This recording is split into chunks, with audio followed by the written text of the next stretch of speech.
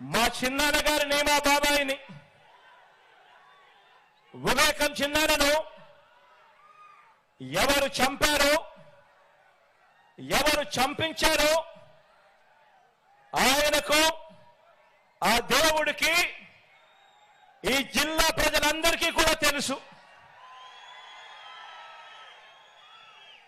కానీ బురద జల్లేందుకు ఇద్దరు చెల్లెమ్మలను ఎవరు పంపించారో, వారు వెనకాల ఎవరు ఉన్నారో మాత్రం మీ అందరికీ కూడా రోజు కనిపిస్తూనే ఉంది.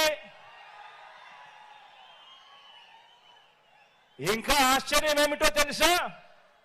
ఇంకా ఆశ్చర్యం ఏమిటి అనంటే, వివేకం చిన్నాన్నను అతి దారుణంగా చంపి అవును నేనే చంపాను అని అతి హేయంగా బహిరంగంగా చెప్పుకుంటూ తిరుగుతా ఉన్న హంతకుడు, ఆ హంతకుడికి మద్దతిస్తా ఉన్నది ఎవరో కూడా మీరంతా కూడా రోజు చూస్తా ఉన్నారు. ఆ చంపినోడు ఉండాల్సింది జైల్లో, కానీ ఆ చంపినోడికి మద్దతిస్తూ నేరుగా నెత్తిన పెట్టుకొని మరీ మద్దతు ఇస్తా ఉన్నది ఈ చంద్రబాబు, ఈ చంద్రబాబుకు సంబంధించిన ఎల్లో మీడియా, ఈ చంద్రబాబు మనుషులు. వీరి మద్దతు కోసం రాజకీయ స్వార్థంతో తప్పించిపోతా ఉన్న ఒకరిద్దరు నా వాళ్ళు. వీరంతా కూడా ఆ హంతకుడికి నిస్సిగ్గుగా ఆ హంతకుడికి మద్దతిస్తున్నారు అని అంటే దీని అర్థం ఏమిటి అని చెప్పి అడుగుతా ఉన్నా. చిన్నాన్నను అన్యాయంగా ఎమ్మెల్సీ ఎన్నికల్లో ఓడించిన వారితో ఈరోజు చట్టాపట్టాలు వేసుకొని తిరుగుతున్నారు అని అంటే దాని అర్థం ఏమిటి అని అడుగుతా ఉన్నా.